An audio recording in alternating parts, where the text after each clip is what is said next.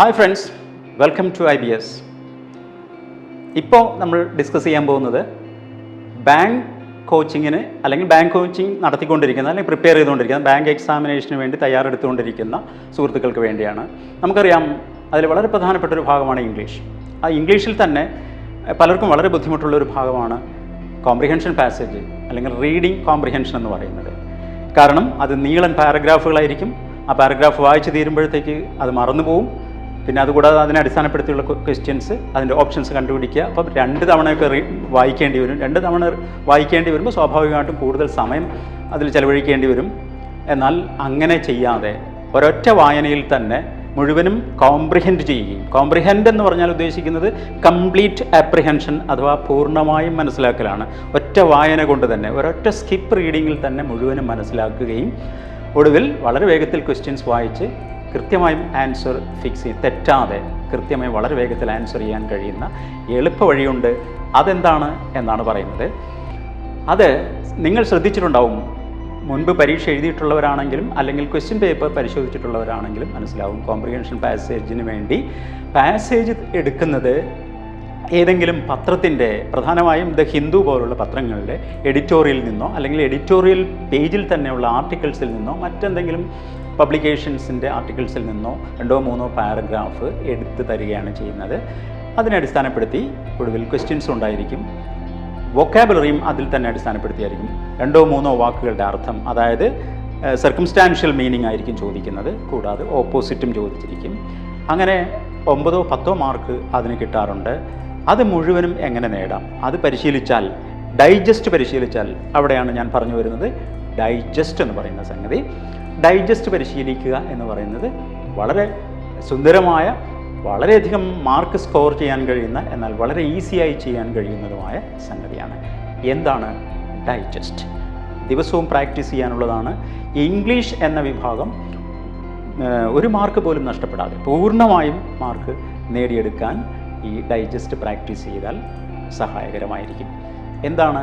ഓരോ ദിവസവും നിങ്ങൾ ന്യൂസ് പേപ്പറിലെ എഡിറ്റോറിയൽ അല്ലെങ്കിൽ എഡിറ്റോറിയൽ പേജിലെ മറ്റ് ആർട്ടിക്കിളിൽ 2-3 പാരഗ്രാഫ് വായിക്കുക. എങ്ങനെ വായിക്കുക? അതാണ് നമ്മൾ പറയുന്ന സ്കിപ്പ് റീഡിംഗ് എന്ന് പറയുന്നത്. എന്താണ് സ്കിപ്പ് റീഡിംഗ്? 2 തരത്തിൽ വായനയുണ്ട്, സ്കിപ്പ് റീഡിങ്ങും സ്ലോ റീഡിങ്ങും. അപ്പോൾ നിങ്ങൾക്ക് മനസ്സിലായിട്ടുണ്ടാവും സ്കിപ്പ് റീഡിംഗ് എന്താണെന്ന്. വാക്കുകളിൽ നിന്ന് വാക്കുകളിലേക്ക് സ്കിപ്പ് ചെയ്ത് വായിക്കുന്ന രീതിയാണ് സ്കിപ്പ് റീഡിംഗ് എന്ന് പറഞ്ഞാൽ. അതായത് വളരെ വേഗത്തിൽ വായിക്കുന്നു എന്നാണ് അതിൻ്റെ അർത്ഥം.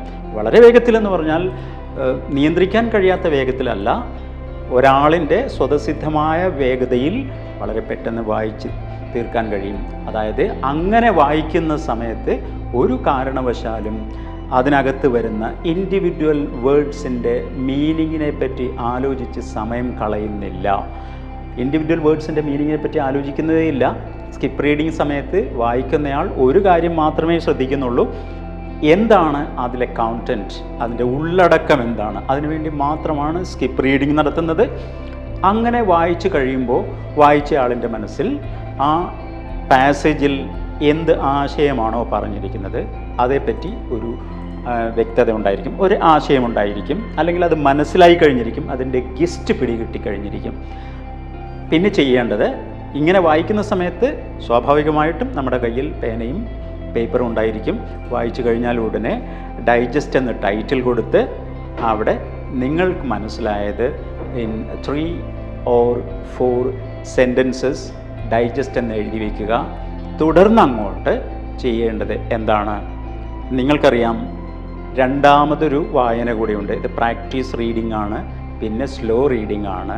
സ്ലോ റീഡിംഗ് കൊണ്ട് എന്താണ് ഉദ്ദേശിക്കുന്നത്? ഗിസ്റ്റ് മനസ്സിലാക്കാനല്ല, കോണ്ടൻറ്റ് മനസ്സിലാക്കാനല്ല, അത് മനസ്സിലാക്കി കഴിഞ്ഞിരിക്കുന്നു.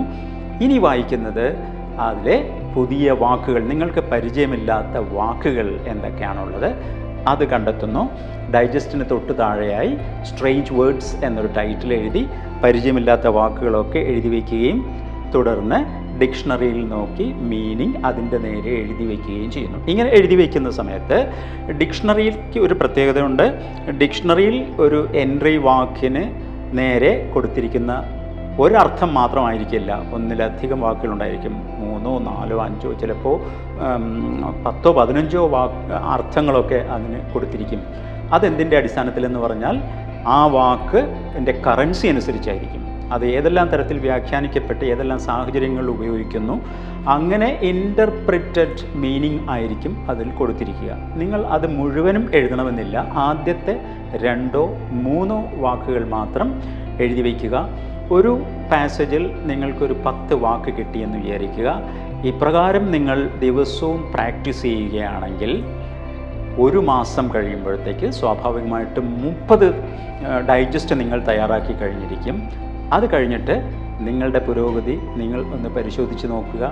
നിങ്ങൾ സമ്പാദിച്ച പുതിയ വാക്കുകൾ എത്രയുണ്ടെന്ന് നിങ്ങൾ കാൽക്കുലേറ്റ് ചെയ്ത് നോക്കുക, എണ്ണി നോക്കുക. തീർച്ചയായും it will surprise U. Okay, തുടർന്ന് കാണുക.